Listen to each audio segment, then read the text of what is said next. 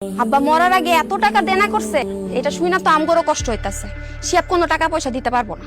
আয় রাইসা, ঋণ কি আব্বা নিজে খাওয়ার জন্য করছিল, নাকি সব টাকা তোমাকে বিয়াতে ঢালছিল?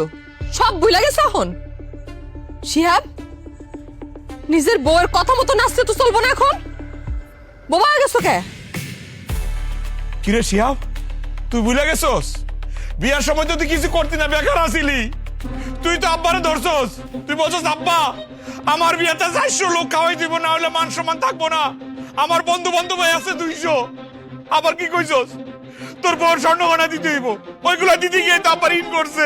তাহলে ঋণের দরকার ছিল। এসব গল্প শোনায় আমগর কোনো লাভ নেই।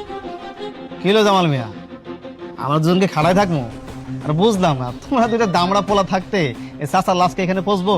হ্যাঁ না না না না, না না, আমার আব্বার লাশ আমি পচতে দেবো না। আমি আমার আব্বার বড় বলা, আমি দায়িত্ব নিতেছি। টাকা আমি দিব আপনাকে, চিন্তা করেন না, আমি দেবো।